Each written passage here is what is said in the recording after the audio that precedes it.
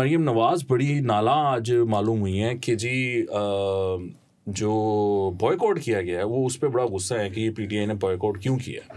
उन्होंने कहा कि हम पे भी बड़ा सख्त वक्त था, हम भी फिर भी इलेक्शन लड़ते रहे और डस्का में जो हुआ हमें पता था कि ये होगा, वो हुआ और उसके बाद भी हम लड़े और फिर भी वो हम सीट जीत गए। तो आपको भी इलेक्शन लड़ना चाहिए, आप इलेक्शन में क्यों नहीं शामिल हो। फिर वो कहती हैं कि खैबर पख्तूनख्वा में ये क्यों लड़े, क्योंकि वहाँ पर सारे बंदे इनके अपने थे, इंतज़ामिया अपनी थी, तो इनका ख्याल था कि हम यहाँ से जीत जाएंगे और वो इस वजह से उन्होंने ये लड़ा।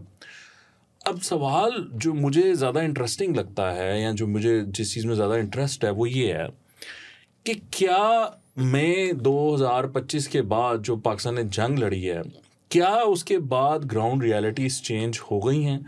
हम एटलीस्ट मैंने ये चीज़ देखी है कि सोशल मीडिया पर जो आर्मी चीफ़ हैं उनका बड़ी जो है ना उनकी रील्स और ये और वो कंटेंट बड़ा चलता है। मतलब there are I seen reels thousands and thousands of likes हैं उधर ना, वो चल रहे हैं। मुझे समझ नहीं आती ये कौन लोग हैं जो ये लाइक कर रहे हैं। अगर 80% अवाम इमरान खान के साथ है और सोशल मीडिया सारा इमरान खान के साथ है, तो ये 80-80 हज़ार लाख बंदा कौन है जो आकर कोई लाइक कर रहा है। मेरा पेज है, मैंने अपने पेज पे फेसबुक पे उनकी एक तस्वीर थी, एक उन्होंने बयान दिया वो डाल दिया, तो उस पर कोई 30,000-29,000 लाइक्स हैं और 1,500 उस पर 1700-1800 कमेंट्स थे, उनमें से 1,500 उनके खिलाफ थे वो।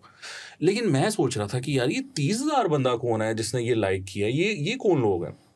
सो द थिंग इज़, मुझे ये फीलिंग आ रही है कि जिस तरह 2025 की जंग में और जो इनका किरदार रहा है पीटीआई का, which was anti Pakistan and pro India, मुझे लगता है कि उसके बाद चीज़ें बदल गई हैं।